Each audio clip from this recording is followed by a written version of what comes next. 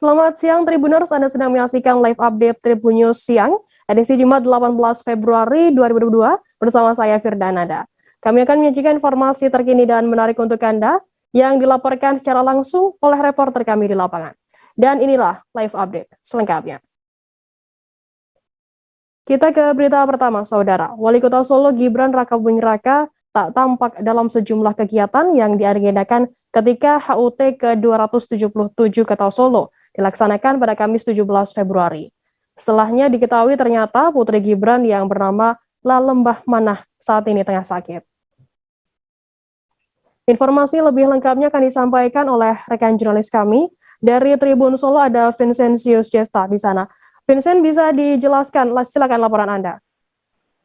Ya, bisa kami jelaskan Tribuners bahwa pada Kamis 17 Februari kemarin adalah hari ulang tahun Kota Solo yang ke-277.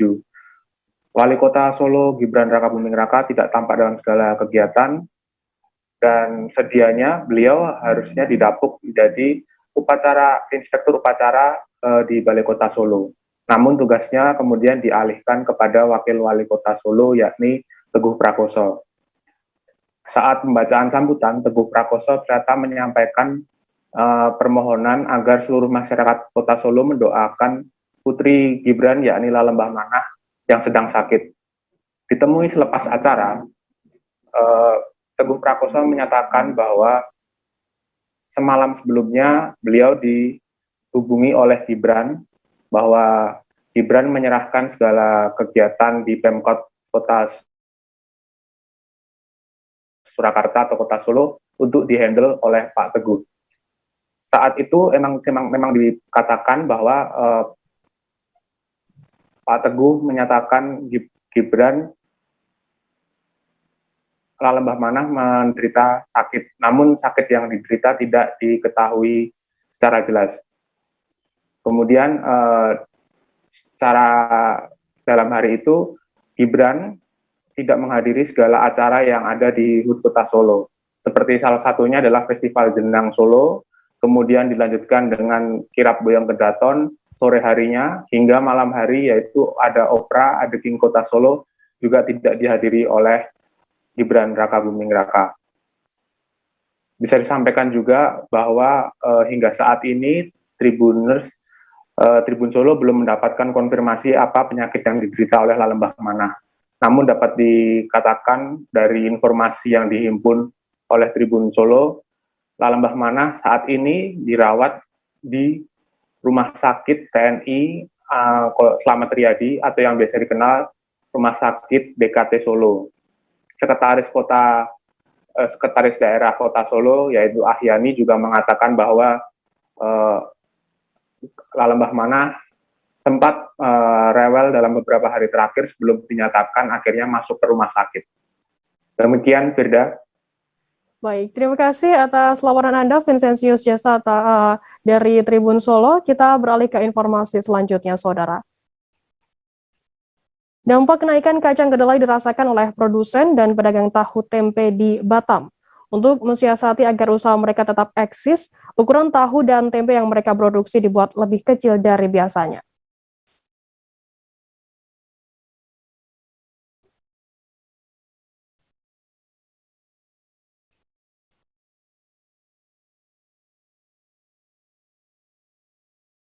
Kita beralih ke informasi selanjutnya, Saudara. Ribuan mahasiswa dari Fakultas Sosial dan Ilmu Politik Universitas Nusa Cendana atau Undana Kupang menggelar demonstrasi pada Kamis 17 Februari. Tak hanya mahasiswa, aksi ini juga melibatkan dosen dan staf turun ke depan gedung rektorat. Aksi berlangsung sejak pukul 8 pagi waktu Indonesia Tengah dengan titik kumpul depan Fakultas Fisip Undana. Demonstran berjalan kaki menuju ke gedung rektorat. Mereka meminta agar adanya perbaikan fasilitas perkuliahan yang dinilai tidak kunjung diperbaiki dan dilengkapi. Informasi lebih lengkapnya akan disampaikan oleh rekan jurnalis kami. Dari Pos Kupang ada Irfan Hoy. Irfan, silakan laporan Anda. Baik, Firda dan Tribuners, bisa saya laporkan berkaitan dengan aksi demonstrasi yang dilakukan oleh mahasiswa dan juga dosen dari Fakultas Ilmu Sosial dan Politik Universitas Nusa Cendana di Nusa Tenggara Timur, Firda.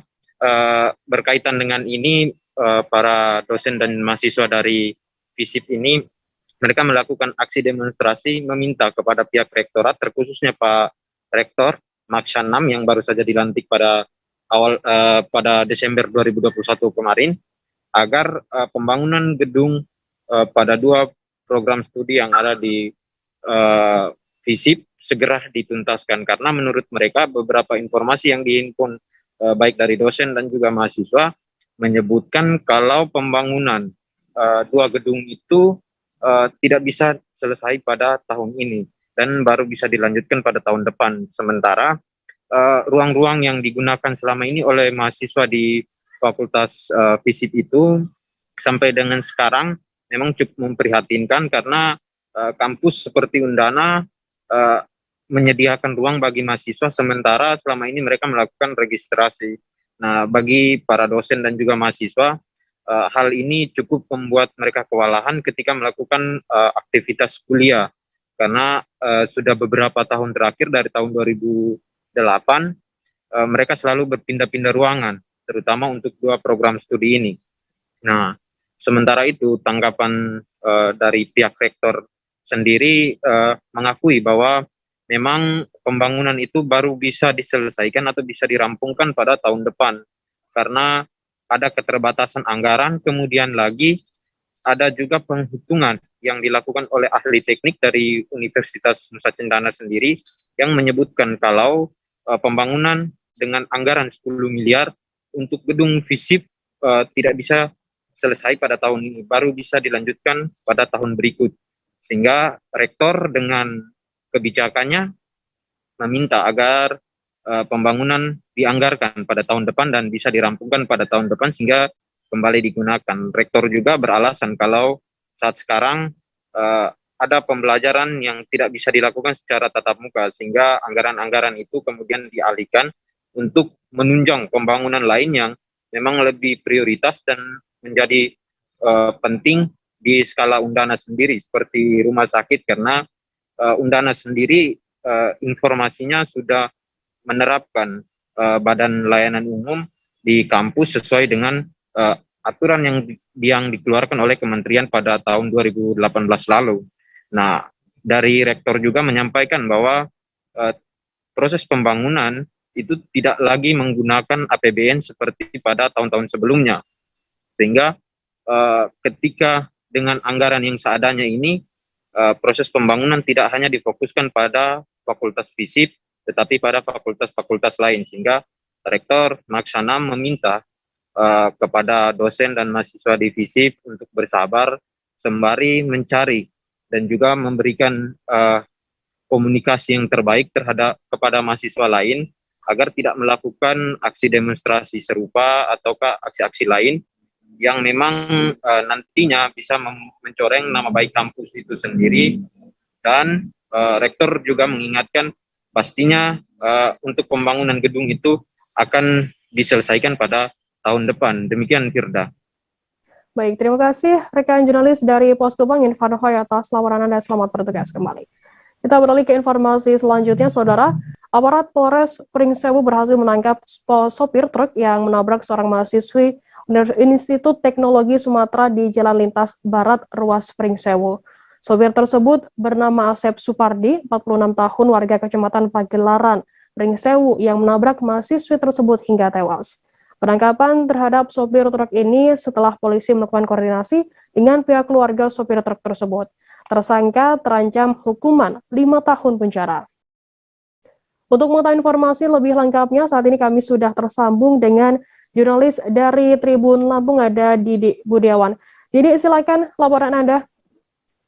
Oke, Firda, Tribuners dapat kita sampaikan bahwa hari Rabu, tanggal 16 Februari 2022, unit penegak hukum Satlantas Polres Pringsewu berhasil menangkap satu pelaku tabrak lari yang menewaskan salah satu mahasiswi Institut Teknologi Sumatera bernama Angela Yesa, usia 18 tahun. Peristiwa laka lantas itu sendiri terjadi di ruas Jalan Lintas Barat, Kecamatan Pringsewu, Kabupaten Pringsewu, Lampung pada Jumat 4 Februari 2022 sekira pukul 10.00 WIB.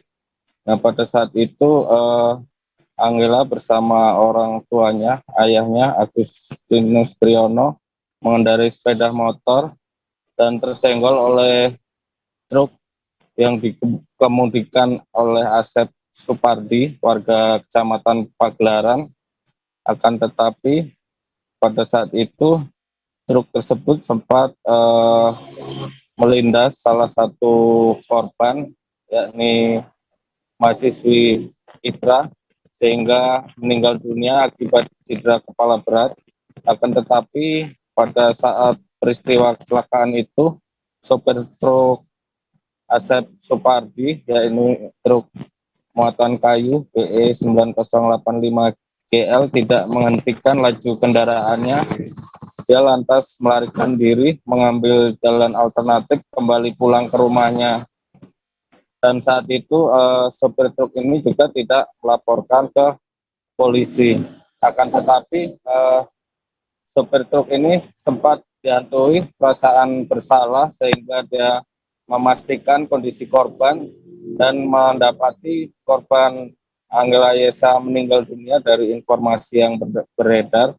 Sementara pihak kepolisian Satlantas Polres Pringsewu melakukan penyelidikan atas truk yang menewaskan mahasiswa ini dan menelusuri kendaraan hingga ke Lampung dan Lampung dan pada akhirnya koordinasi dengan pihak terkait seperti keluarga korban dan informasi yang mendapatkan identitas sopir truk, kemudian melakukan penangkapan, dan saat ini sopir truk sendiri sudah diamankan di Mapolres Pringsewu dan dia pun mendapatkan penanganan sesuai dengan perbuatannya.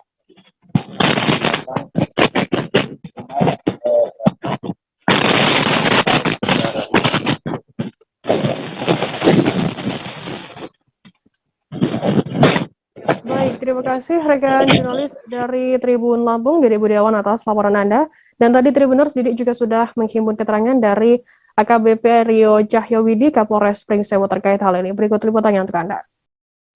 Baik, jadi pada hari Jumat, tanggal 4 bulan Februari kemarin, terjadi laka lantas di wilayah kita, di mana si korban ini dengan inisial AY, dia merupakan mahasiswi, terserempet atau tertabrak truk, kemudian jatuh dan tergilas dan meninggal dunia.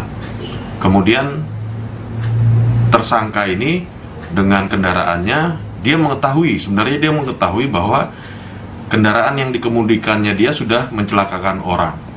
Namun karena dia merasa panik dan takut diamuk massa, dia melarikan diri. Dia tidak mencoba membantu korban ataupun menolong, tapi dia melarikan diri. Kemudian berdasarkan kejadian tersebut, personil kami turun ke lapangan, melakukan olah TKP, pemeriksaan saksi-saksi. Kami akhirnya berhasil mendapatkan informasi-informasi tentang keberadaan tersangka ini. Melalui penelusuran yang ada, kemudian kami tindak lanjuti dengan berkoordinasi dengan keluarga tersangka ini, dan akhirnya saat ini tersangka dengan inisial AS bisa diamankan dan saat ini sudah kita tahan untuk kita proses sesuai dengan ketentuan yang berlaku. Iya, baik, mungkin kendaraan itu sudah ada perubahan bentuk yang dilakukan oleh pihak-pihak tertentu. Untuk modusnya kami tidak tahu, ya, mungkin bisa jadi untuk mengelabui atau supaya tidak tercirikan lagi bahwa kendaraan tersebut. Namun dengan saksi-saksi dan alat bukti yang ada, kami sangat yakin untuk bisa memproses perkara ini dan melanjutkan sesuai ketentuan yang berlaku, dan kita akan bisa buktikan untuk kejadian tersebut. Untuk ancamannya, Pak? Ancamannya di 5 tahun. Tribuners, selesai jeda kami akan kembali dengan informasi menarik lainnya, tetaplah di Live Update. Oke, apa kabar Bang Ariski di sini untuk strateginya? Kalau saya sendiri di Game Week 37 ini yang semalam baru mulai, apa yang saya dirasakan udah Kapten Hitam? Sebenarnya aku nggak ngerasa itu penangkapan atau penggerebegan atau apapun itu, karena gini loh, posisinya aku Kriteria. Jadi kita mengenal disebut dengan stroke yang tidak berdarah dengan stroke yang berdarah. Stroke yang tidak berdarah itu biasanya ditandai dengan adanya penyumbatan. Kalau itu terjadi di sini mungkin pikirnya tidak ke situ kali ya, tapi kalau di Korea atau di Kamboja itu ada beberapa paper yang saya itu mas, ya dulunya tukang koran. Oh gitu ya, tukang koran. Ya saya baca itu Pak. Tuh kan pernah baca kan? Ya. Jadi kalau saya jadi tangga itu udah bersyukur banget. Si anak ini dijadikan sebagai tersangka begitu. Ya, kalau ini kita bicara yang di luar kasus Situbondo ya. Dikenal dengan nama hujan shower, di mana terdapat batas jelas antara daerah hujan dan tidak hujan yang biasanya terjadi pada fase awal mature stage atau tahap berbahaya dewasa. itu Kang. Jadi mulai artinya terjadinya perlembekan. Nah itu untuk penetrasi akan sulit begitu ya. Dok saya ini menurut saya memang tidak mudah, bukan urusan tanah diambil. Kalau misalnya Amerika Serikat sekarang, Rasulullah mengatakan dalam sebuah hadis bahwa berpuasa di 6 hari Syawal itu. Oke, apa kabar Bang Ariski di sini untuk strateginya? Kalau saya sendiri di Game Week 37 ini yang semalam baru mulai, Apa yang saya dirasakan udah Kapten Hitam? sebenarnya aku nggak ngerasa itu penangkapan atau penggerebegan atau apapun itu, karena gini loh, posisinya aku Kriteria. Jadi kita mengenal disebut dengan stroke yang tidak berdarah dengan stroke yang berdarah. Stroke yang tidak berdarah itu biasanya ditandai dengan adanya penyumbatan. kalau itu terjadi di sini mungkin pikirnya tidak ke situ kali ya, tapi kalau di Korea atau di Kamboja itu ada beberapa paper yang saya itu mas, ya dulunya tukang koran. Oh gitu ya, tukang koran. Ya saya baca itu Pak. Tuh kan pernah baca kan? Ya. Jadi kalau saya jadi tangga itu udah bersyukur banget. Si anak ini dijadikan sebagai tersangka begitu. Ya, kalau ini kita bicara yang di luar kasus Situbondo ya. Dikenal dengan nama hujan shower, di mana terdapat batas jelas antara daerah hujan dan tidak hujan yang biasanya terjadi pada fase awal mature stage atau tahap Berbahaya dewasa. itu Kang. Jadi mulai artinya terjadinya perlembekan. Nah itu untuk penetrasi akan sulit begitu ya. Dok saya ini menurut saya memang tidak mudah, bukan urusan tanah diambil. Kalau misalnya Amerika Serikat sekarang, Rasulullah mengatakan dalam sebuah hadis bahwa berpuasa di 6 hari Syawal itu. Oke, apa kabar Bang Ariski di sini untuk strateginya? Kalau saya sendiri di Game Week 37 ini yang semalam baru mulai, Apa yang saya dirasakan udah Kapten Hitam? sebenarnya aku nggak ngerasa itu penangkapan atau penggerebegan atau apapun itu, karena gini loh, posisinya aku Kriteria. Jadi kita mengenal disebut dengan stroke yang tidak berdarah dengan stroke yang berdarah. Stroke yang tidak berdarah itu biasanya ditandai dengan adanya penyumbatan. kalau itu terjadi di sini mungkin pikirnya tidak ke situ kali ya, tapi kalau di Korea atau di Kamboja itu ada beberapa paper yang saya itu mas, ya dulunya tukang koran. Oh gitu ya, tukang koran. Ya saya baca itu Pak. Tuh kan pernah baca kan? Ya. Jadi kalau saya jadi tangga itu udah bersyukur banget. Si anak ini dijadikan sebagai tersangka begitu. Ya, kalau ini kita bicara yang di luar kasus Situbondo ya. Dikenal dengan nama hujan shower, di mana terdapat batas jelas antara daerah hujan dan tidak hujan yang biasanya terjadi pada fase awal mature stage atau tahap Berbahaya dewasa. itu Kang. Jadi mulai artinya terjadinya perlembekan. Nah itu untuk penetrasi akan sulit begitu. Terima kasih Anda masih bersama kami di Live Update. Kita beralih ke informasi selanjutnya, Saudara.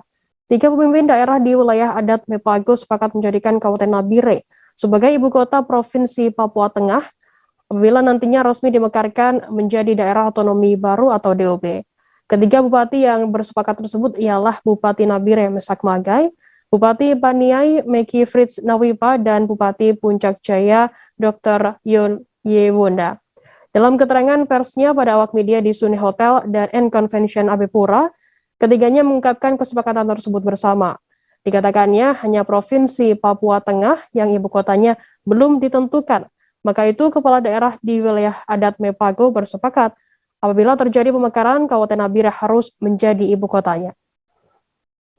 Informasi lebih lengkapnya akan disampaikan oleh rekan jurnalis kami dari Tribun Papua, ada Aldi Bimantara. Aldi, silakan laporan Anda. Ya, baik. Halo Firda dan juga Tribuners dari Jayapura, Papua. Ini terkait dengan ketetapan pemekaran wilayah di Provinsi Papua, Firda dan juga Tribuners. Kita tahu bersama bahwa Papua ini terbagi menjadi 2 provinsi, yakni Provinsi Papua dengan ibu kota Jayapura dan juga Provinsi Papua Barat dengan ibu kota Manokwari. Namun Firda dan juga Tribuners, kita ketahui ini dalam beberapa tahun belakangan ini berkembang isu ataupun informasi bahwa akan adanya pemekaran di menjadi beberapa provinsi begitu, dan ini dalam kesempatan konferensi pers yang berlangsung di Hotel Suni Convention Abepura ini ada 3 bupati yang bersepakat untuk menjadikan ibu kota Provinsi Papua Tengah ini berada di kota Nabire di Provinsi Papua. Dan memang ketiga pemimpin daerah di wilayah adat Mepago ini sepakat ya untuk menjadikan Kabupaten Nabire sebagai ibu kota Provinsi Papua Tengah apabila ini nantinya resmi dimekarkan menjadi daerah otonomi baru ataupun DOB. Dan seperti yang sudah tadi disebutkan Firda dan juga Tribuners bahwa ketiga bupati yang bersepakat tersebut diantaranya Bupati Nabire Mesak Magai, Bupati Paniai Meki Frits Nawipa, dan juga Bupati Puncak Jaya Dr. Yewonda. Firda. Baik, terima kasih rekan jurnalis dari Tribun Papua di Bimantara atas laporan Anda.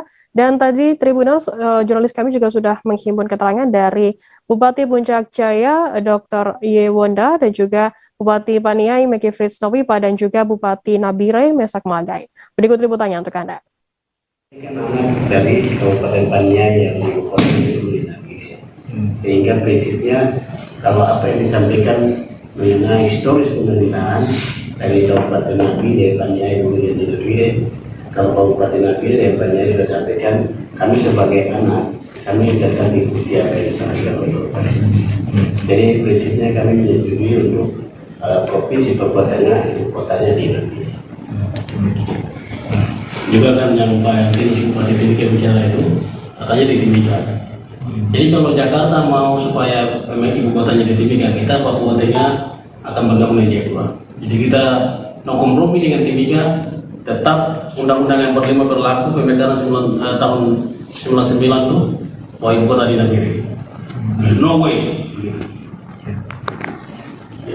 Jadi semua bupati sudah sepakat Bapak ya di Nabire. Jadi kalau kita sudah sepakat, hanya tinggal dia saja.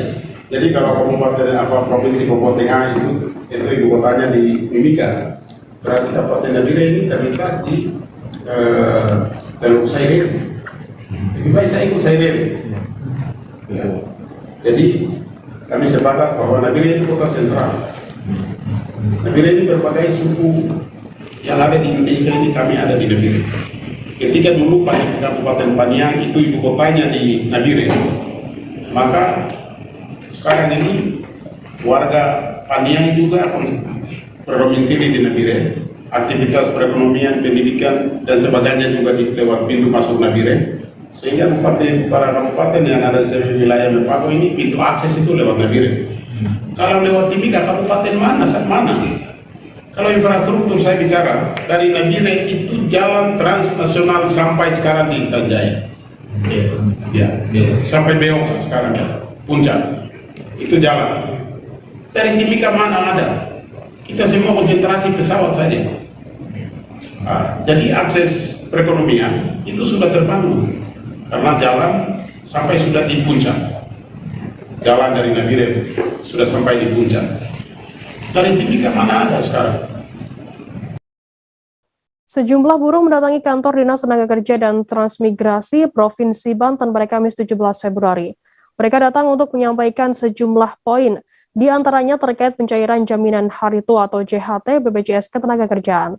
Sekretaris DPD Konfederasi Serikat Pekerja Seluruh Indonesia atau KSPSI Banten, Ahmad Supriyadi mengatakan pihaknya menolak diberlakukannya Permenaker nomor 2 tahun 2022. Dalam aturan tersebut dinyatakan JHT dapat diambil saat pekerja sudah mencapai usia 56 tahun. Informasi lebih lengkapnya akan disampaikan oleh rekan jurnalis kami dari Tribun Banten, ada Ahmad Tajudin. Tajudin, silakan laporan Anda. Baik, rekan Firda dan Tribuners.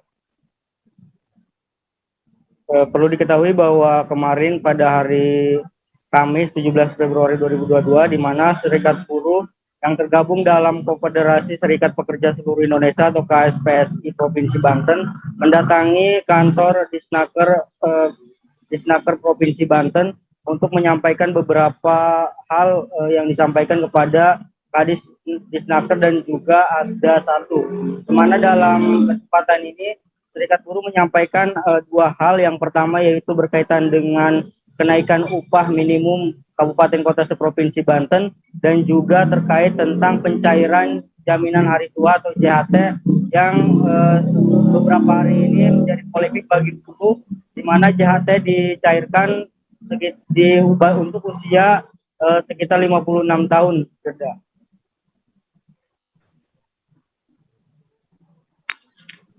Ya. Baik, terima kasih rekan jurnalis dari Tribun Banten Ahmad Tajudin atas laporan Anda. Selamat bertugas kembali. Dan tadi Tribuners, Tajudin juga sudah menghimpun keterangan dari Ahmad Supriyadi, Sekretaris DPD KSPSI Provinsi Banten. Berikut liputannya untuk Anda. Kalau kedatangan kami ke Disnaker Provinsi Banten ini, ya, yang pertama itu adalah kaitan menciptakan sebuah solusi tengah atau terobosan dari distorsi masalah upah. Kami atau kita semua kemarin sempat berpolemik tentang upah minimum di Provinsi Banten yang didasarkan kepada PP 36 tahun 2021 ya, yang menyebabkan tidak semua kabupaten di Provinsi Banten ini mengalami kenaikan upah. Nah, sehingga kami mencoba berpikir berdasarkan suasana-suasana yang berkembang. Kalau memang upah minimum itu sudah sama sekali tidak bisa digugat, karena dihubungkan dengan PP 36 tahun 2021 yang menjadi turunan dari Undang-Undang Cipta Kerja, kami ingin mengusulkan kepada Pak Gubernur Banten untuk memperhatikan upah pekerja di atas 1 tahun. Karena masalahnya adalah, kalau tidak ada SK Gubernur yang menyatakan kenaikan upah, di perusahaan-perusahaan itu juga sama sekali tidak akan memperhatikan upah untuk masa kerja yang di atas 1 tahun itu. Nah, itu pertimbangan kami datang ke Dinas Tenaga Kerja Provinsi Banten pada hari ini. Hal lain, dalam kesempatan yang sekarang ini kami juga ingin menyampaikan kepada seluruh masyarakat Republik Indonesia dan juga kepada pemerintah Republik Indonesia bahwa kami, DPD Konfederasi SPSI Provinsi Banten yang berafiliasi kepada Presiden KSPSI Andi Gani Nenawea, itu menyatakan menolak kepada pemberlakuan Peraturan Menteri Tenaga Kerja Nomor 2 Tahun 2022 tentang pengambilan jaminan hari tua. Nah, di mana di dalam aturan tersebut dinyatakan bahwa pengambilan jaminan hari tua dapat dilakukan atau diambil pada saat pekerja sudah mencapai usia 56 tahun. Kami menilai bahwa Peraturan Menteri Tenaga Kerja tersebut itu sangat jahat dan sangat tidak berpihak kepada para buruh, dan juga tidak mempertimbangkan kondisi-kondisi real dari masalah ketenaga kerjaan secara umum di Indonesia. Harus kemudian pemerintah pusat sebenarnya mempertimbangkan bahwa siapa pekerjanya yang saat ini bekerja di Indonesia yang mampu bekerja sampai usia 56 tahun. Itu sangat mungkin tidak ada. Seiring dengan maraknya peraturan ketenaga kerjaan yang lebih mengarahkan para pekerja itu dengan pekerja kontrak. Selesai kontrak mereka setahun, 2 tahun, atau 3 tahun, atau kemudian kontrak itu terus bergerak setiap tahunnya, belum tentu mereka punya kesempatan untuk bekerja di tempat yang lain dengan status apapun. Bandar dan pengguna narkoba di pinggiran Sungai Deli, Jalan Brigjen Katamso, Gang Nasional dan Gang Perwira, Kelurahan Seimati, Kecamatan Medan Maimun, bubar setelah digerebek polisi pada Kamis 17 Februari. Melihat kedatangan polisi, para pelaku kocar-kacir. Bahkan sebagian pelaku kabur melompat ke dalam sungai untuk menyelamatkan diri. Saat kedatangan petugas, sebagai warga yang berada di gang tersebut meneriaki para pelaku untuk lari. Informasi lebih lengkapnya akan disampaikan oleh rekan jurnalis kami dari Tribun Medan, ada Vian di sana. Halo Vian, selamat siang, silakan laporan Anda.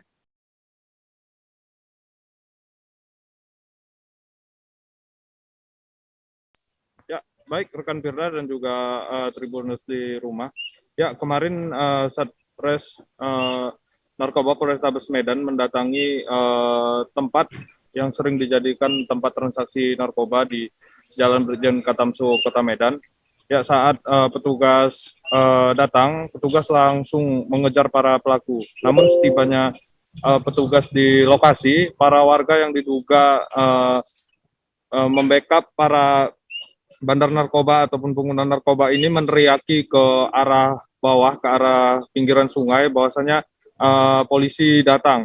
Ketika itu mereka pun langsung kucar-kacir berlarian, dan diantaranya juga melompat ke sungai, karena lokasi tersebut memang di pinggiran sungai.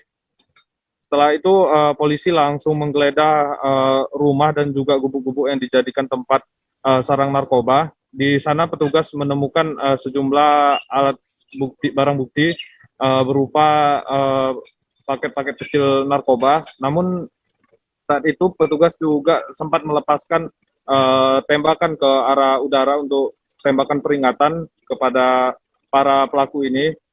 Saat itu petugas juga berhasil mengamankan 2 orang pemakai narkoba di lokasi tersebut. Saat ini polisi masih melakukan pengembangan terkait 2 orang yang diamankan ini.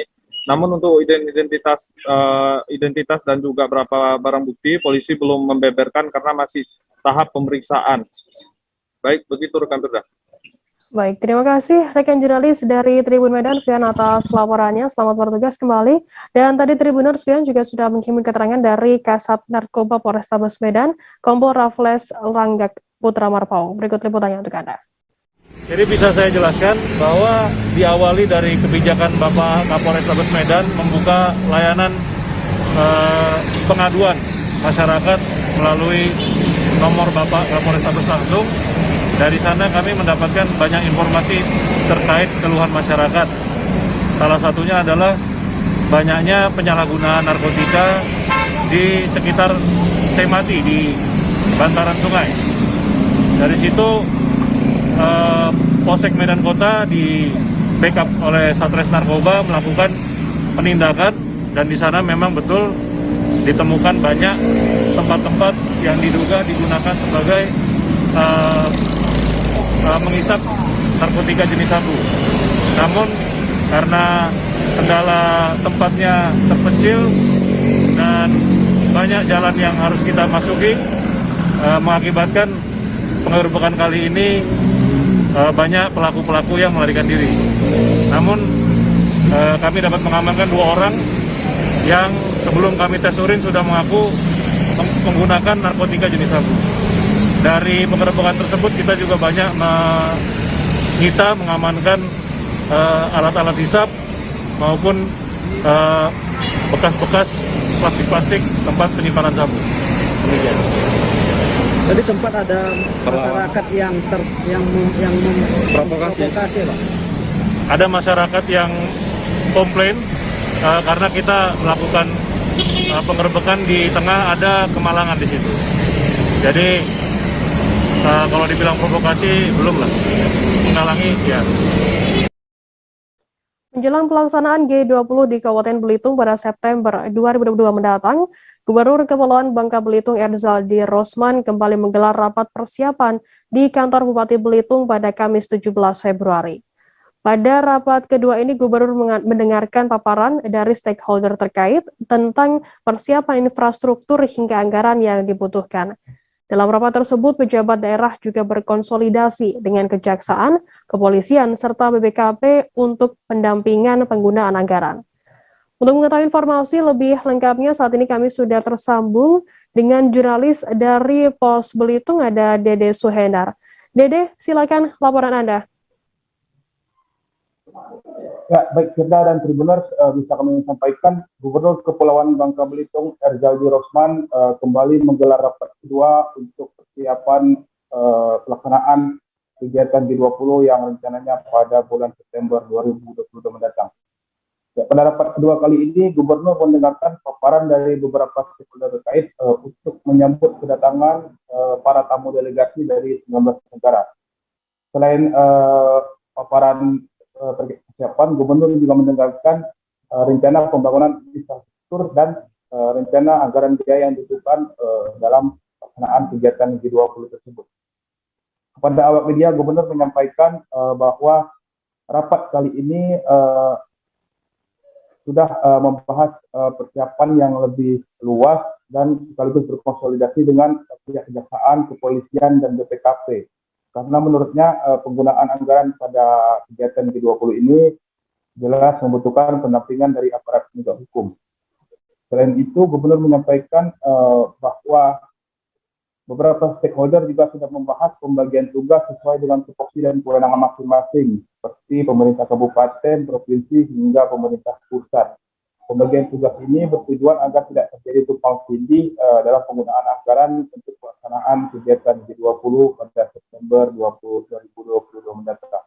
Sementara itu, Bupati Belitung menambahkan beberapa stakeholder tidak hanya merencanakan, tapi juga mulai mengarah kepada eksekusi kegiatan di beberapa titik demi menyambut para tamu dari luar negeri. Menurut Bupati Belitung, beberapa rencana anggaran yang dibutuhkan nantinya akan disampaikan kepada leading sektor, yaitu Bappenas, dan nantinya akan menunggu persetujuan dari pihak Bappenas.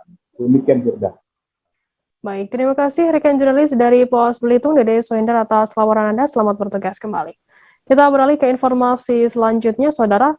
Dampak kenaikan kacang kedelai dirasakan oleh produsen dan pedagang tahu tempe di Batam.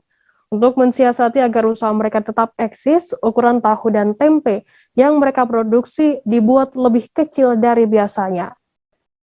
Informasi lebih lengkapnya akan disampaikan oleh rekan jurnalis kami dari Tribun Batam, ada Roma Uli Sianturi di sana. Selamat siang, Roma, silakan laporan Anda.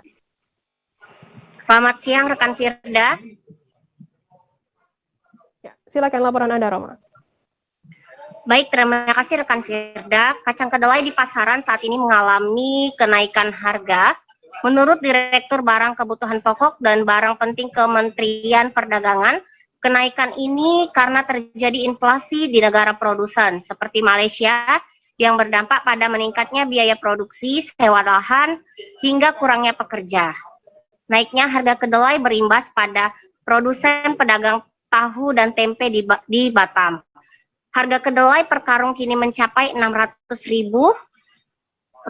Sebelumnya harga kedelai pasar hanya berkisar Rp300 hingga Rp500.000. Menurut mereka, kenaikan ini terjadi secara bertahap sejak lama. Namun yang paling mereka rasakan kenaikan terakhir pada 10 Februari 2022 lalu. Meski harga kedelai naik, para pedagang tahu dan tempe di Pasar Mega Legenda Batam Center masih menjual dengan harga lama. Untuk tahu yang berukuran besar dijual Rp5.000, namun untuk menutup biaya produksi, mereka membuat ukuran tahu dan tempe sedikit lebih kecil dari ukuran biasa. Untuk saat ini, para pedagang dan tahu masih merasakan daya beli masyarakat mengalami penurunan. Campur tangan pemerintah untuk menstabilkan harga kedelai sangat dinantikan oleh sejumlah pedagang ataupun pembuat tahu dan tempe di pasar. Demikian laporan saya, Firda. Baik, terima kasih rekan jurnalis dari Tribun Batam, Roma Uli, atas laporan Anda. Dan tadi Tribuners Roma juga sudah menghimpun keterangan dari dua pedagang tahu dan tempe bernama Kadi dan Prapti. Berikut liputannya untuk Anda. Naikin harga pasti nggak laku. Kecilin ya ukurannya apa sedikit ya. Seandainya ukurannya 13-12 jadi 13-13. Kalau biasanya normal kemarin sebelum tanggal 10 itu naik, itu aku dapat harga 5,60. Sekarang 5,95. Inilah masa nggak pernah turun sama sekali, naik terus. Selama corona inilah naik terus, nggak pernah turun sama sekali. Biasanya kalau belum corona itu biasanya 350 gitu. Nggak nyampe 400 juga nggak pernah semenjak corona. Yang jelas dampaknya itu untuk saat ini ya di sisi hubungan kita makin berkurang. Untuk saat ini kalau mau dikecilkan ukuran maupun dinaikkan harganya memang juga belum bisa, karena tahu tempe sendiri kan harganya memang dari dulu kan terkenal ekonomis ya. Jadi kalau dikecilkan atau dinaikkan harga pasti bisa.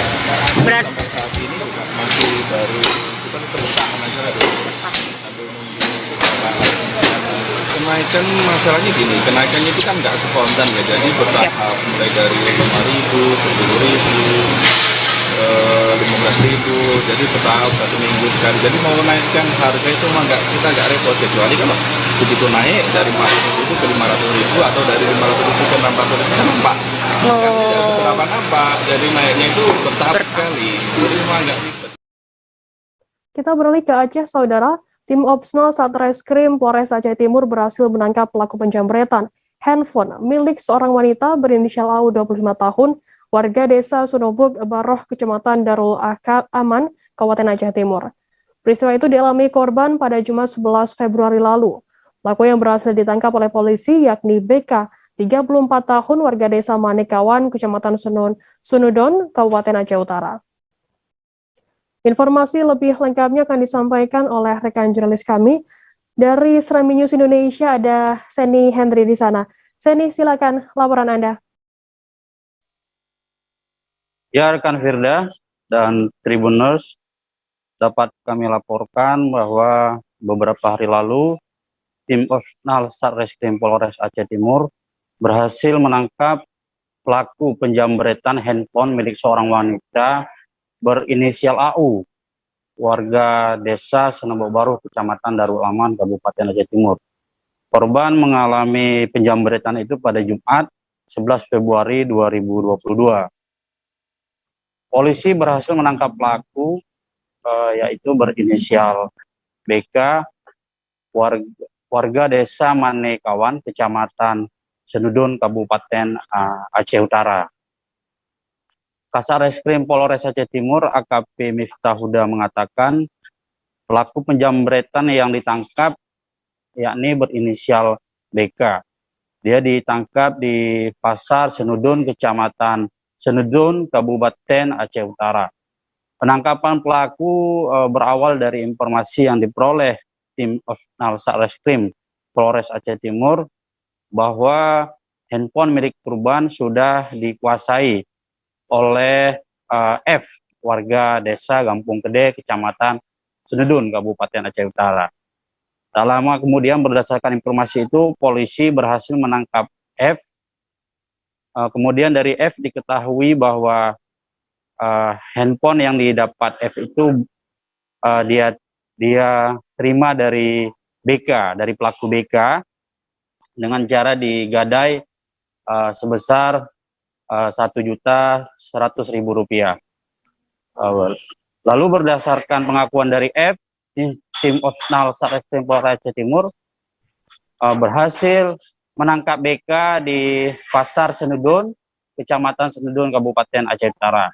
Setelah pelaku BK ditangkap oleh polisi, kepada polisi BK mengakui bahwa ia telah melakukan tindak pidana kejahatan, tindak pidana pencurian dengan kekerasan ataupun menjamret, tidak hanya di dalam wilayah hukum Polres Aceh Timur, juga sudah pernah dilakukannya sebelumnya di wilayah hukum Polres Aceh Utara. Sebelumnya pelaku menjalankan aksinya, yaitu merampas HP korban dari box sepeda motor yang dikendarai korban. Pasca kejadian waktu itu, korban langsung membuat laporan ke SPKT Polres Aceh Timur.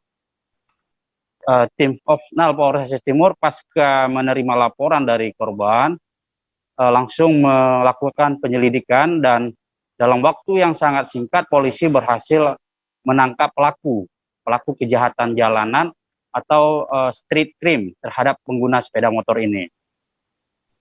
Setelah ditangkap polisi berhasil mengamankan satu unit HP merek Oppo, Reno 4 milik korban. Dan saat ini pelaku sudah diamankan di Mapolres Aceh Timur untuk proses hukum lebih lanjut.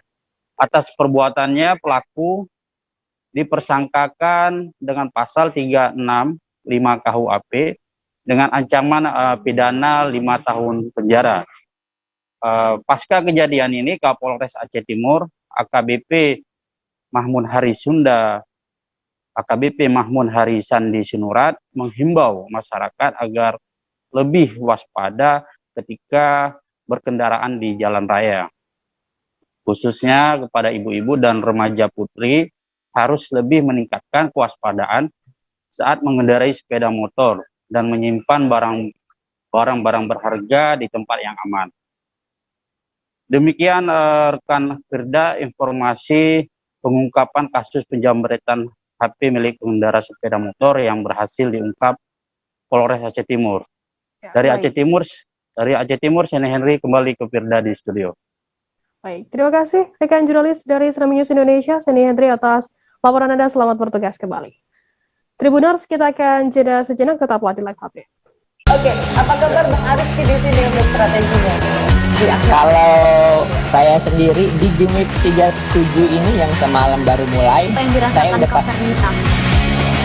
sebenarnya aku nggak ngerasa itu penangkapan atau penggerebegan atau apapun itu, karena gini loh, posisinya aku kriteria. Jadi kita mengenal disebut dengan stroke yang tidak berdarah dengan stroke yang berdarah. Stroke yang tidak berdarah itu biasanya ditandai dengan adanya penyumbatan. Kalau itu terjadi di sini mungkin pikirnya tidak ke situ kali ya, tapi kalau di Korea atau di Kamboja itu ada beberapa paper yang saya itu mas, ya dulunya tukang koran. Oh gitu ya, tukang koran. Ya saya baca itu pak. Tuh kan pernah baca kan? Ya.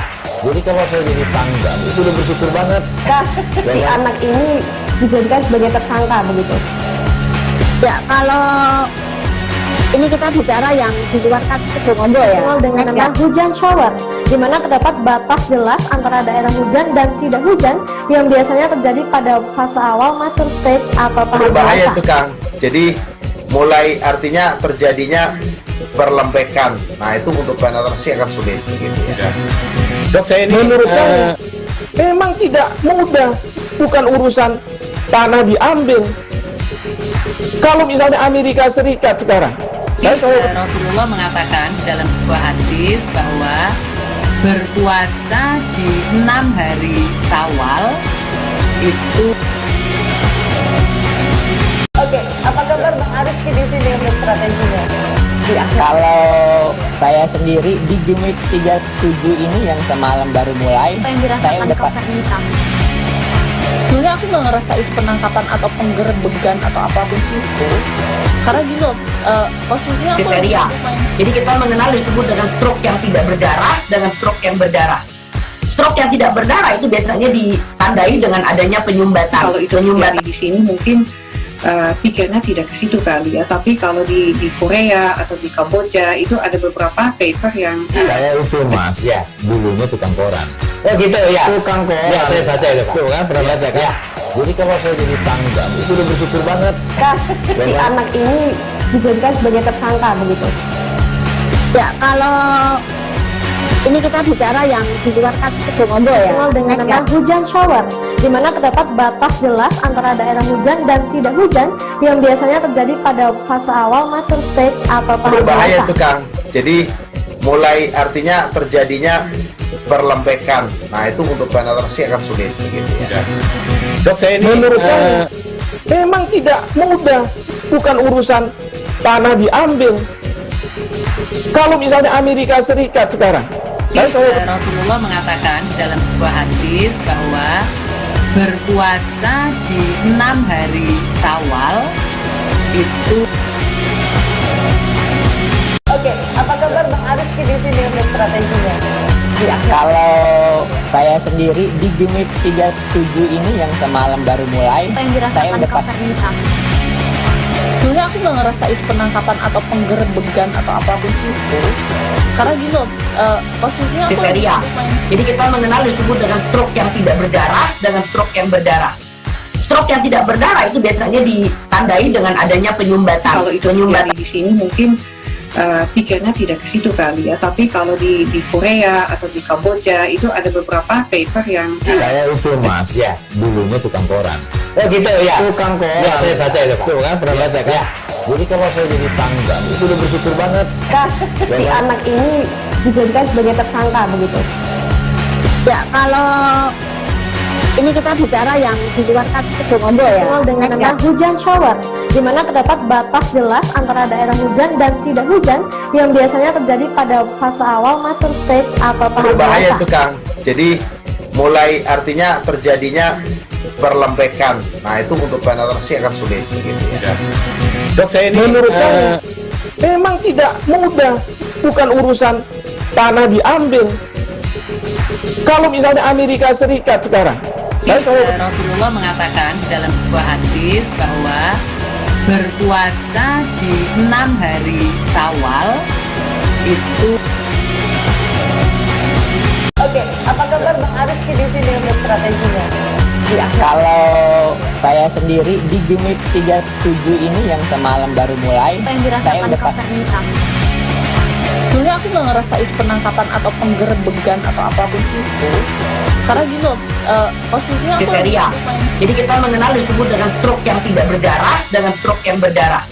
Stroke yang tidak berdarah itu biasanya ditandai dengan adanya penyumbatan. Kalau itu penyumbatan di sini mungkin pikirnya tidak ke situ kali ya, tapi kalau di Korea atau di Kamboja itu ada beberapa paper yang saya itu Mas, ya dulunya tukang koran.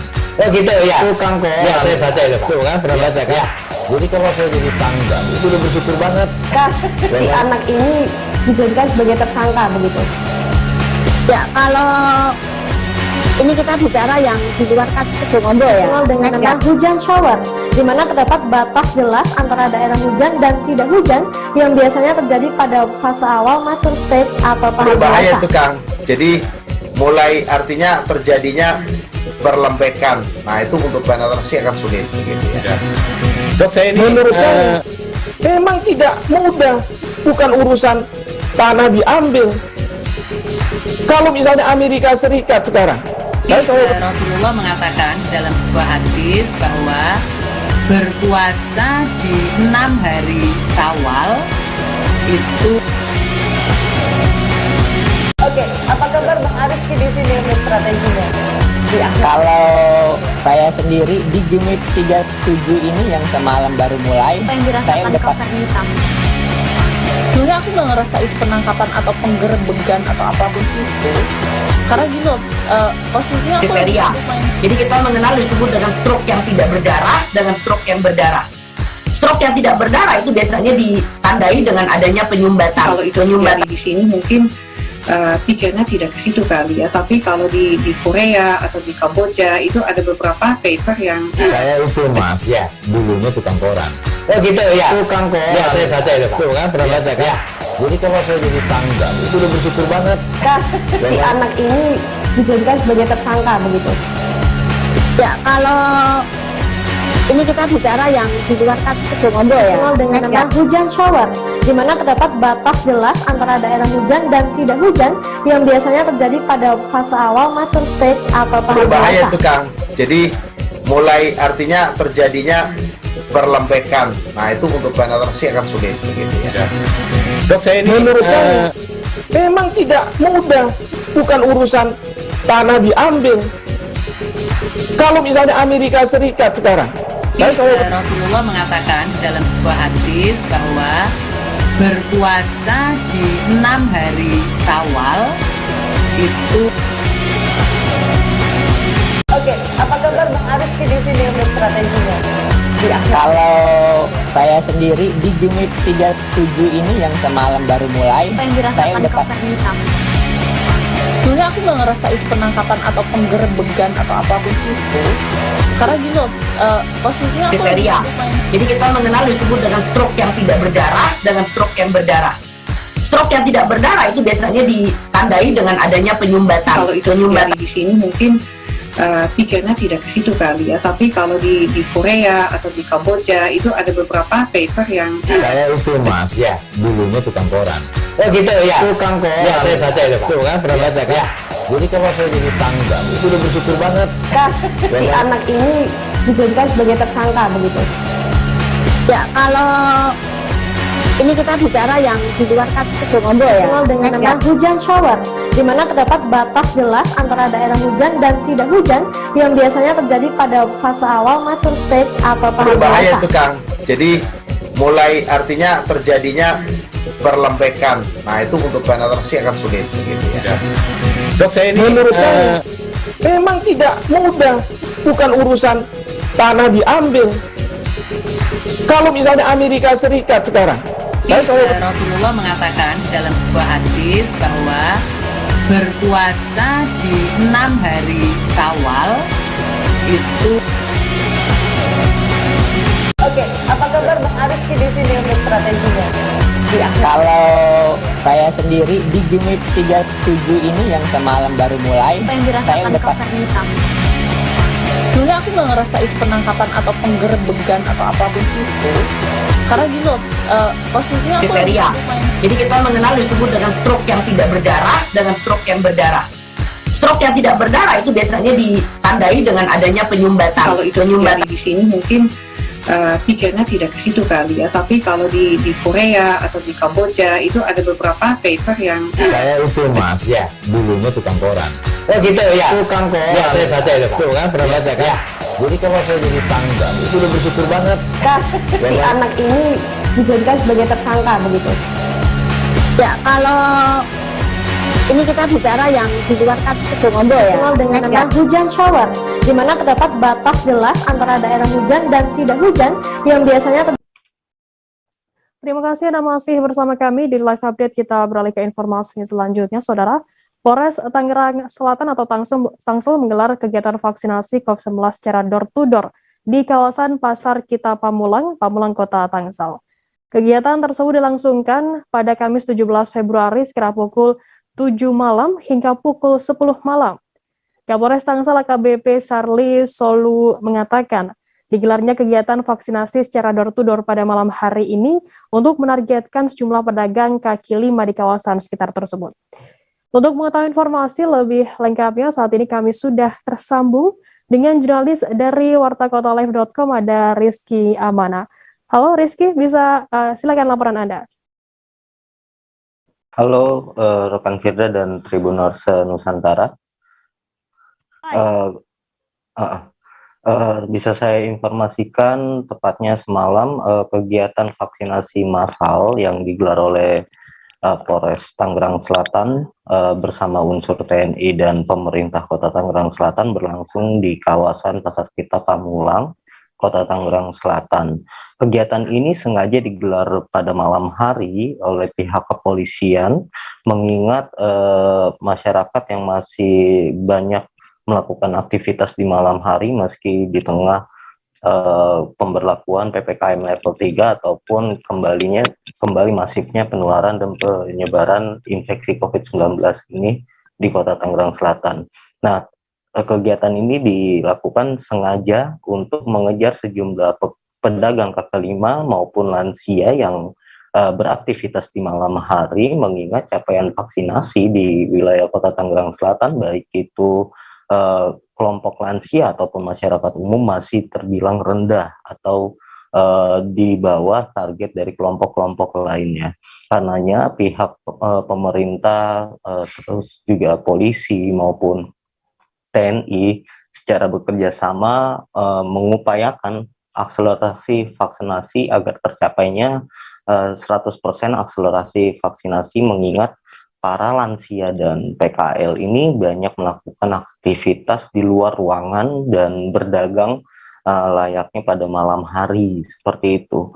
Selain juga melakukan vaksinasi pada malam hari, kegiatan ini turut pula melakukan imbauan protokol kesehatan COVID-19, di mana pihak unsur TNI, Polri, dan pemerintah secara langsung turun ke para pedagang maupun para pengunjung di kawasan pasar kita yang mayoritas memang beraktivitas di atas pukul 7 malam hingga tengah malam, untuk mengingatkan bahwa kita dalam kondisi pandemi yang masih melanda. Karenanya mereka tidak menginginkan membubarkan kegiatan ekonomi di masyarakat tersebut. Mereka hanya mengimbau agar masyarakat tetap patuhi protokol kesehatan dengan menggunakan masker dan tetap menjaga jarak, walaupun terjadi banyaknya lokasi yang terlalu sempit seperti itu. Namun masyarakat pun menerima secara bergantian, pun masyarakat didatangi oleh tim vaksinator secara door to door dan melangsungkan vaksinasi saat sedang beraktivitas melakukan kunjungan ataupun sedang melakukan makan dan minum di kawasan tersebut gitu.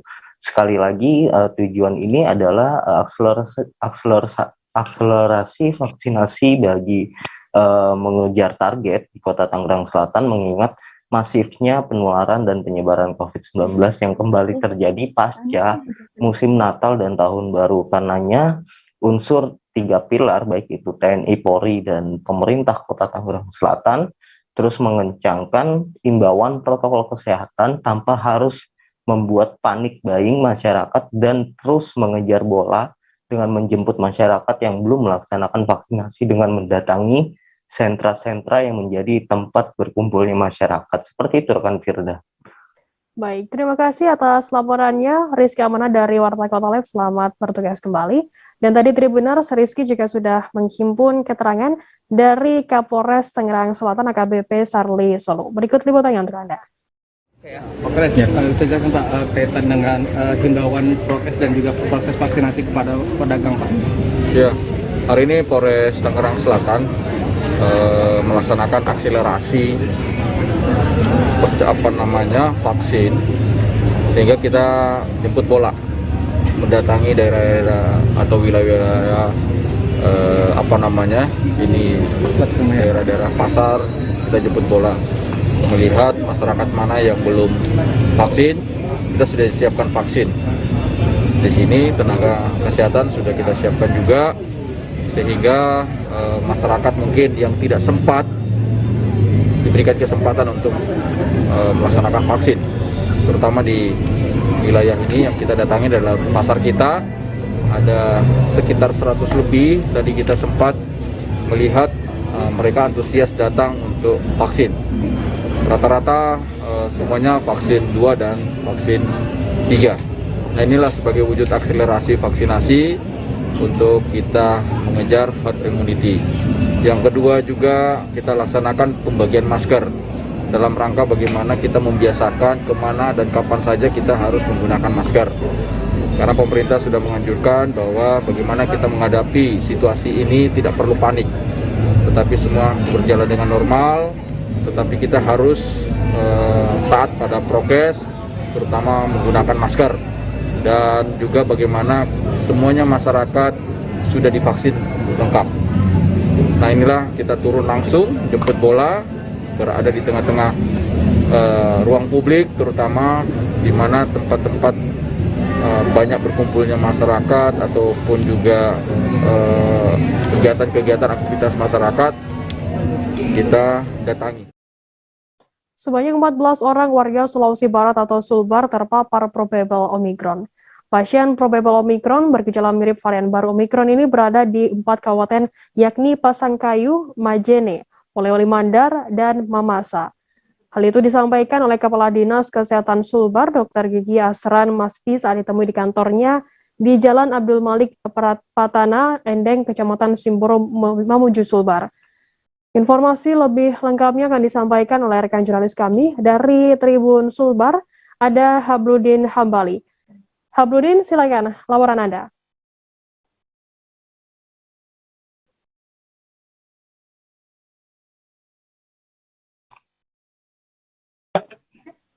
Ya, Perda dan Tribuners, dapat saya informasikan bahwa pada di Kamis kemarin, tepatnya tanggal 17 Februari tahun 2022, pihak Dinas Kesehatan Provinsi Sulawesi Barat telah menemukan adanya 14 orang Sulbar yang terpapar probable Omicron, yang dimana 14 orang ini terpapar pada saat perjalanan ke luar daerah Sulawesi Barat itu sendiri.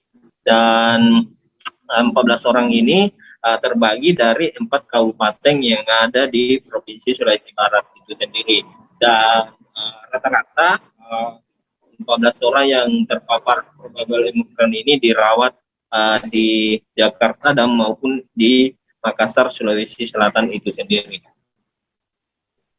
Dan informasi yang kami dapatkan juga bahwa 4 kabupaten ini mulai dari Kabupaten Mamasa, Kolman, Majene, dan Pasangkayu, di mana tempat daerah atau wilayah kabupaten ini menjadi tempat persinggahan ataupun bagaimana para masyarakat warga yang sering melakukan perjalanan ke luar daerah itu sendiri, sehingga pihak dinas kesehatan melakukan tracking bahwa dari 14 orang ini sampai saat ini belum ada di Sulbar karena dia sementara dirawat di luar Provinsi Sulawesi Barat itu sendiri. Dan pihak dinas kesehatan Provinsi Sulawesi Barat menghimbau kepada warga yang ada di Sulawesi Barat untuk tetap mematuhi protokol kesehatan dan menjalankan segala aktivitas sesuai dengan prokes itu sendiri. Dan mengingat di Provinsi Sulawesi Barat saat ini sudah mencapai kembali 100 lebih pasien yang terpapar COVID-19 itu sendiri. Dan terakhir penyampaian dari Dinas Kesehatan Provinsi Sulawesi Barat bahwa ke depan pihaknya telah melakukan koordinasi setiap kabupaten untuk menyiagakan agar tidak masuknya Omikron di Provinsi Sulawesi Barat ini sendiri. Demikian, Dirta. Baik, terima kasih rekan jurnalis dari Tribun Sulbar, Habludin Hambali atas laporan Anda. Selamat bertugas kembali. Dan tadi Tribuners Habludin juga sudah menghimpun keterangan dari Kepala Dinas Kesehatan Sulbar, Asran Masdi. Berikut liputannya untuk Anda. Jadi kalau saya lihat ini adalah dari luar. Pasangkayu dekat sekali dengan Palu. Polman dekat sekali dengan Makassar. Termasuk yang Majene juga itu yang mobile dari Palu. Iya. Sehingga masuk. Dan inilah ketakutan saya yang saya sampaikan pada bulan Desember kemarin. Akhirnya kan terbukti kan seperti ini. Kenapa? Karena kita tidak disiplin. Nah, himbauan saya dengan segala kerendahan hati seluruh masyarakat Sulawesi Barat, di masyarakat mulai dari bawah sampai ke atas, marilah kita jadikan ini menjadi sebuah pembelajaran. Marilah kita berdisiplin protokol kesehatan. Jaga jarak, kerumunan-kerumunan yang tidak terlalu penting, kemudian sering cuci tangan dan sebagainya. Marilah kita disiplin. Kemudian yang tidak terlalu penting ke pasar dan sebagainya, kalau bisa ditunda-tunda lagi. Kalau bisa dirangkum belanja untuk 1 bulan, belanjalah untuk 1 bulan. Nah, kemudian teman-teman yang perjalanan dinas keluar dan masuk di Sulbar, begitu juga masyarakat dengan segala urusan baik bisnis maupun urusan-urusan keluarga, kalau bisa ditunda-tundalah dulu. Nah, kemudian kalau toh harus dilaksanakan perjalanan itu, berjalanlah dengan disiplin protokol kesehatan, kemudian dengan pemeriksaan yang ketat, baik itu keluar maupun pada saat pulang. Kalau di rumah sakit regional ada 4 orang. Itu untuk sementara biasa. COVID biasa. Iya, tidak terkomplikasi. Jadi yang probable ini ada di 3 tempat. Pasangkayu, 4 tempat. Pasangkayu, Majene, Polman, dan Mamasa. Nah. Kita beralih ke informasi selanjutnya, Saudara. Capaian vaksinasi COVID-19 di Provinsi Kepulauan Bangka Belitung hingga kini terus mengalami peningkatan, baik vaksinasi di tahap pertama, kedua, hingga ketiga atau booster. Hingga Rabu 16 Februari pukul 9 malam, capaian vaksinasi COVID-19 tahap pertama di Bangka Belitung telah mencapai angka 94,07%. Di tahap kedua, capaian vaksinasi masyarakat umum sudah mencapai 73,57%, sedangkan di tahap penyaluran dosis ketiga atau booster telah mencapai 4,26%. Informasi lebih lengkapnya akan disampaikan oleh rekan jurnalis kami dari Bangka Pos, ada Joni Kurniawan. Joni, silakan laporan Anda.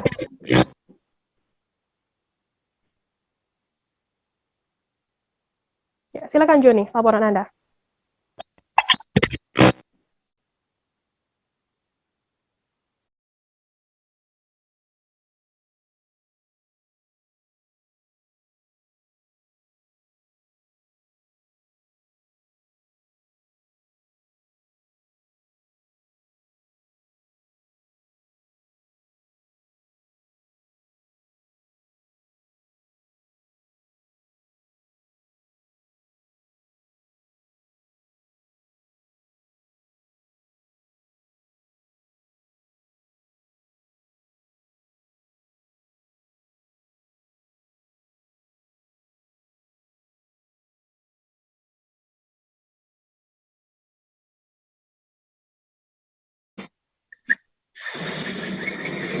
Oke, pemirsa Tribuners dimanapun berada, saat ini saya Joni Kurniawan melaporkan secara langsung di Provinsi Kepulauan Bangka Belitung bahwa capaian vaksinasi COVID-19 di Provinsi Kepulauan Bangka Belitung hingga kini terus mengalami peningkatan, baik vaksinasi dosis pertama, kedua, maupun booster. Hingga 16 Februari, tepatnya pukul 21.00 waktu Indonesia Barat, capaian vaksinasi COVID tahap pertama di Provinsi Bangka Belitung sudah mencapai angka 94,sekian%. Dan tahapan ini terus akan digenjot oleh Satuan Khusus Vaksinasi Provinsi Kepulauan Bangka Belitung. Sementara itu di tahapan kedua capaian vaksinasi masyarakat umum sudah mencapai angka 73,57%. Adapun vaksinasi ketiga ataupun booster itu sudah mencapai 4,26% begitu. Sementara itu vaksinasi untuk masyarakat lanjut usia juga terus dilakukan dan saat ini sudah mencapai angka 70%. Demikian pula juga vaksinasi untuk anak-anak usia 6 hingga 11 tahun, di mana di Provinsi Kepulauan Bangka Belitung hingga kini vaksinasi untuk anak-anak usia 6 sampai 11 tahun itu sudah mencapai 90%. Kapolda Kepulauan Bangka Belitung, Irjen Pol Yan Sultra, optimis dan mengakui akan mengejar angka vaksinasi tahap pertama itu mencapai 100% pada akhir Maret 2022 mendatang, dan juga untuk vaksinasi anak ini ditargetkan oleh Irjen Pol Yan Sultra akan rampung atau mencapai 100% di akhir Februari ini. Demikian disampaikan oleh Kapolda Kepulauan Bangka Belitung saat memantau langsung pelaksanaan vaksinasi di Lapas 2A Pangkal Pinang, di mana beliau menyampaikan hingga kini vaksinasi akan terus dikejar, digenjot, dan ditingkatkan di tengah masyarakat. Di Provinsi Kepulauan Bangka Belitung saat ini juga sedang dikhawatirkan oleh Omikron, varian COVID Omikron, dan di dalam sambutan ataupun sambutan Kapolda Kepulauan Bangka Belitung, beliau mengingatkan dua pesan Presiden Jokowi, yaitu untuk tetap mengejar mengikuti program vaksinasi demi kepada masyarakat sehingga membantu pencegahan penyebaran COVID-19, dan juga yang kedua pesan Irjen Pol Yan Sultra yaitu tetap menggunakan masker sebagai kunci utama protokol kesehatan demi mencegah penyebaran COVID.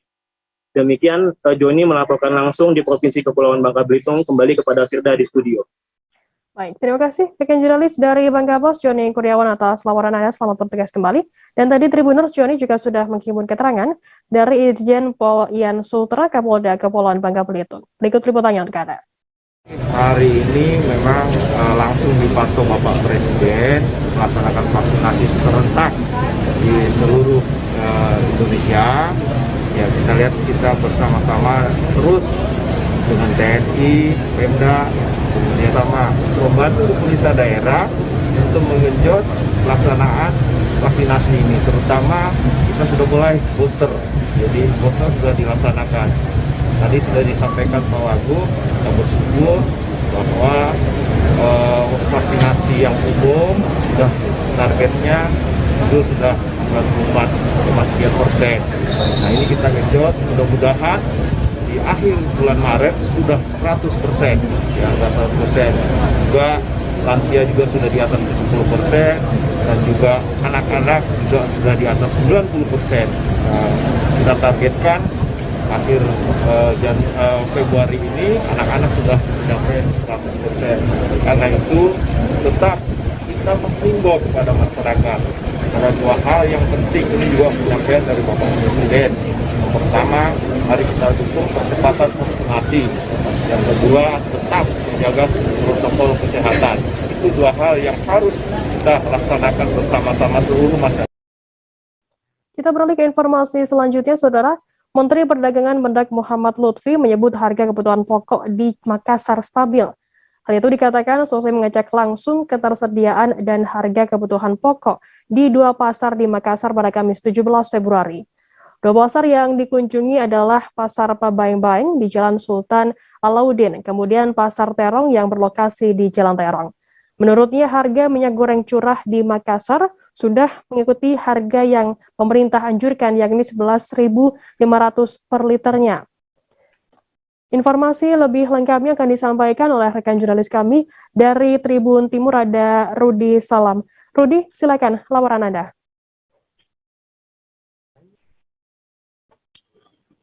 Ya, baik Firda dan Tribuners, memang Menteri Perdagangan atau Mendak Muhammad Lutfi menyebut bahwa harga kebutuhan pokok di Kota Makassar masih stabil. Hal itu diutarakan oleh Mendak Lutfi saat berkunjung di Kota Makassar dan mengunjungi dua pasar yang ada di Kota Makassar. Dua pasar tradisional yang dikunjungi oleh Mendak Lutfi adalah Pasar Terong yang beralamat di Jalan Terong, Kota Makassar. Kemudian ada Pasar Pak Baeng-Baeng yang terletak di Jalan Sultan Alauddin, Kota Makassar. Dalam kunjungannya itu, Mendak Lutfi mengatakan bahwa harga minyak goreng di Kota Makassar, maksud kami harga minyak goreng curah di Kota Makassar sudah mengikuti aturan pemerintah, di mana harga minyak goreng curah di Makassar dijual dengan harga 11.500 per liternya. Namun kendati demikian, Mendak Lutfi yang didampingi oleh Wali Kota Makassar Dani Pomanto dalam kesempatan itu tidak menemukan adanya minyak kemasan sederhana dan minyak goreng kemasan premium. Menurutnya stok minyak goreng kata dia ada masalah sehingga harga juga mempengaruhi terhadap distribusi minyak goreng di Kota Makassar.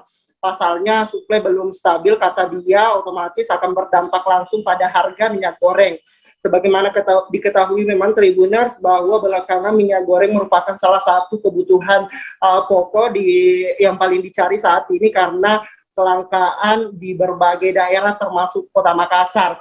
Kendati demikian, Mendak Lutfi berterima kasih kepada pemerintah Kota Makassar dan pemerintah Provinsi Sulawesi Selatan karena secara keseluruhan harga kebutuhan pokok cenderung stabil.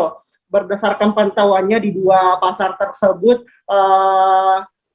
seperti misalnya kebutuhan pokok beras premium dijual dengan harga 9.000 sampai dengan 10.000 per kilogramnya. Kemudian beras premium harga 11.000 sampai dengan 12.000 per kilogram.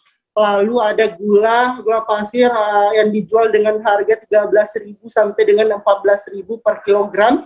Selanjutnya ada minyak goreng curah, seperti yang telah saya sebutkan tadi, ada 13 per liternya. Kemudian ada juga tepung terigu dijual dengan harga 11.000 per kilogram, daging sapi 100.000 sampai dengan 110.000 per kilogram. Kemudian ada juga daging ayam ras yang dijual dengan harga 35.000 per kilogram. Telur ayam ras dijual dengan harga 18.000 per kilogram. Lanjut ada cabai keriting dengan harga 28.000 per kilogram. Cabai rawit merah yang dijual dengan harga 50.000 per kilogram. Nah, perlu diketahui Tribuners, dalam kunjungan di dua pasar itu secara keseluruhan memang harga Mendak Lutfi menyebut bahwa harga stabil. Dan sebagai tambahan dalam kesempatan itu juga Mendak sempat melayani para pembeli dan pedagang untuk berfoto bersama dirinya. Nah, Firda, demikian dapat saya laporkan, kembali ke studio. Baik, terima kasih rekan jurnalis dari Tribun Timur, Rudi Salam, atas laporan Anda. Selamat bertugas kembali. Dan tadi Tribuners, Rudi juga sudah menghimpun keterangan dari Menteri Perdagangan atau Mendak Muhammad Lutfi. Berikut liputannya untuk Anda. Ini adalah penyesuaian harga. Jadi dua minggu kemarin itu terjadi penyesuaian harga. Yang terjadi adalah kebutuhan daripada distribusi. Saya datang ke sini untuk memastikan distribusi jalan kembali dan memastikan bahwa barang dan seperti saya katakan, barang di Kota Makassar ini ada, tetapi untuk level yang curah. Dan yang level yang curah ini sudah mulai mengikuti harga pemerintah yang semestinya nanti akan menuju 11.500. Dan begitu distribusi di jalan mulai dari harga pasar kemarin, ini akan mengikuti harganya dan supply akan menjadi normal. Nah, kalau sanksi harga eceran itu akan diikuti. Jadi kalau kita lihat ini semua sudah mulai mengikuti. Yang belum ada itu karena supply-nya belum stabil maka harga belum bisa disamakan. Tetapi dalam minggu ke depan, menurut hitungan kita sudah beres. Jadi kalau bulan Februari itu kita memerlukan sekitar 280 juta liter. Ya. Sampai hari kemarin, dalam 3 hari kemarin sudah diproduksi sepertiganya. Jadi hampir seperempat, sampai 63 juta liter sudah jalan. Jadi mudah-mudahan dalam 12 hari ke depan sebelum akhir bulan keadaan akan normal. Naiknya harga kedelai saat ini membuat pengrajin tahu dan tempe di Sumberjo, Pangkal Pinang ikut terdampak. Pasalnya dengan naiknya harga kedelai ini membuat omset yang didapatkan industri rumahan tahu dan tempe turun hingga 20% dari sebelumnya. Pengrajin tahu dan tempe di Sumberjo, Siti Nurhayati mengatakan jika kenaikan harga kedelai ini sudah terjadi beberapa bulan terakhir, di mana saat ini harga kedelai yang dibelinya mencapai Rp12.000 per kilogram. Naiknya harga kedelai saat ini membuat produksi tahu dan tempe pun ikut dikurangi, yang mana saat ini perharinya ia hanya memproduksi tahu dan tempe sebanyak 50 kg. Informasi lebih lengkapnya akan disampaikan oleh rekan jurnalis kami dari Bangka Pos, ada Sela Agustika. Sela, silakan laporan Anda.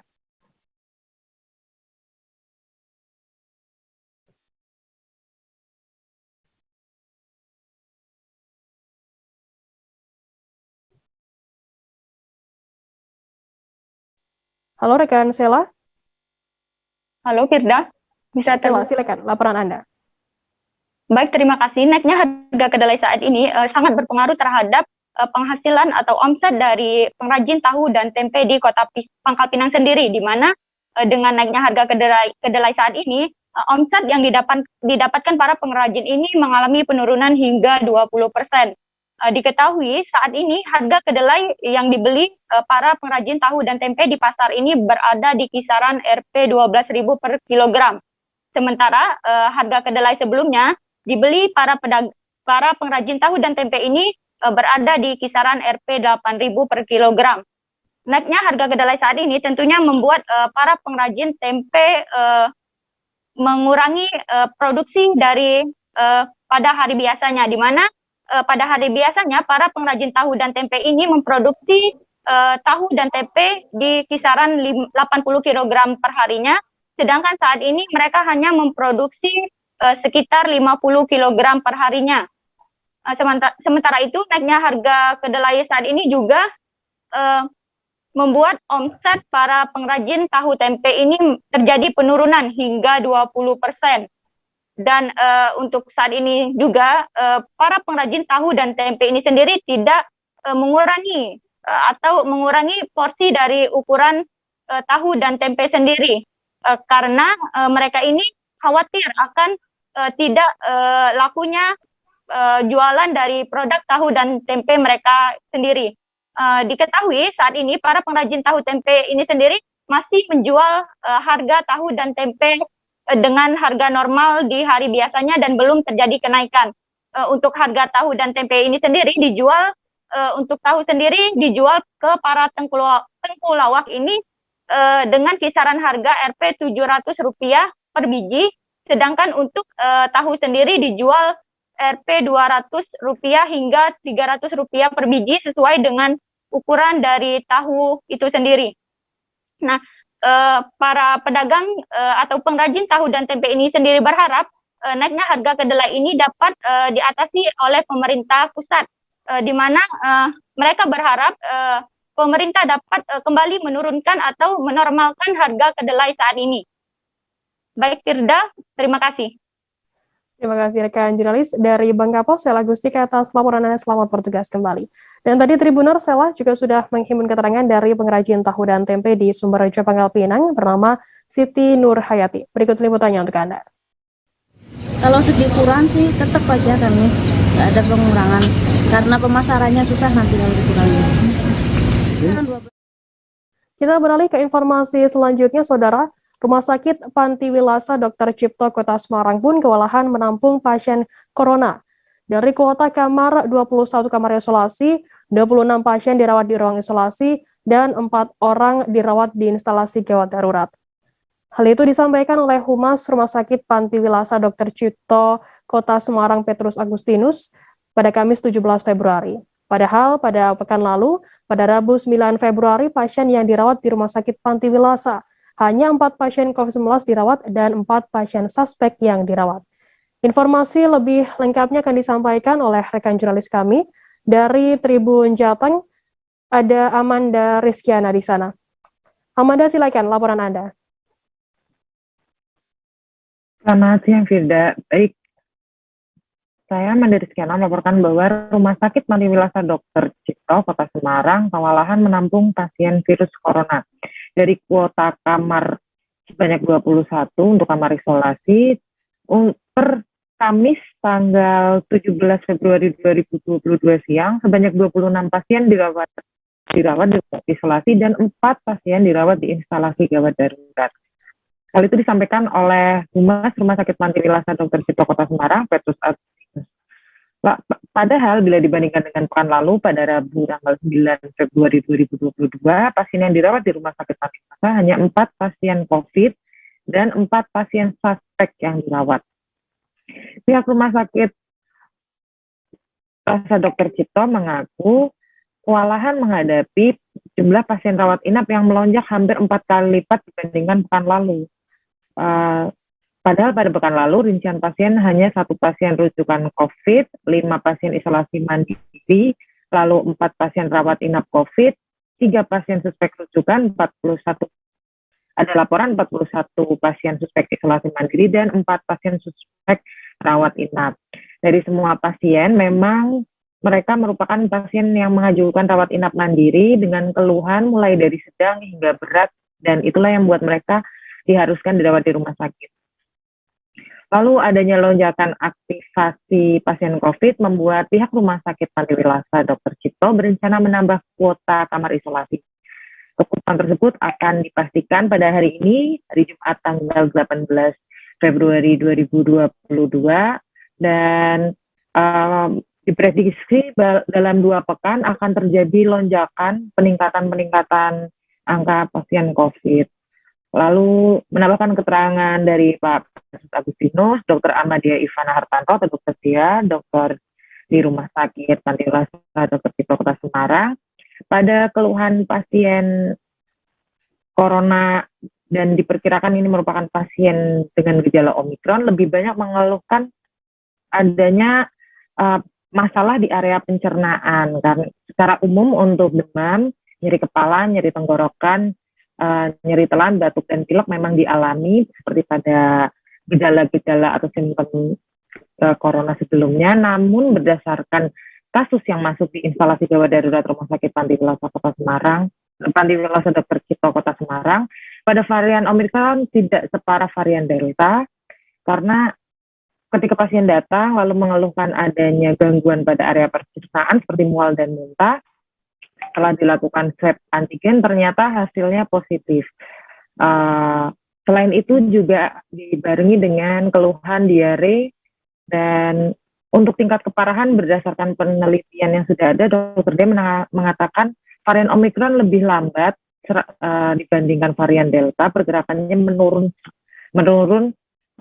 lalu tapi tidak bisa diasumsikan tingkat keparahan Omikron lebih ringan, karena itu kembali lagi kepada si pemilik tubuh, apakah memiliki penyakit penyerta dan apakah sudah divaksin atau belum, karena hal itu bisa saja memperparah kondisi pasien. Kan dengan adanya vaksinasi, tubuh pasien memiliki antibodi yang bisa menyerang virus sebelum memperparah gejala yang ditimbulkan. Itu pesan Dr. Dia. Dan Dr. Dia juga berpesan kepada masyarakat agar tetap menjaga protokol kesehatan dan dengan menggunakan masker medis, lalu rajin mencuci tangan menggunakan sabun dan air mengalir, menghindari kerumunan, menjaga jarak, dan mengurangi kepergian bila memang tidak diperlukan. Demikian, Firda. Baik, terima kasih rekan jurnalis dari Tribun Jateng, Amanda Rizkyana, atas laporan Anda. Selamat bertugas kembali. Tribuners, informasi tadi sekaligus menutup perjumpaan kita dalam live update hari ini. Jangan lupa saksikan terus live update di seluruh kanal YouTube dan Facebook Tribun Network. Saya Firda Ananda, mewakili kru bertugas, pamit undur diri. Terima kasih dan sampai jumpa. Jangan lupa like, subscribe, dan share ya!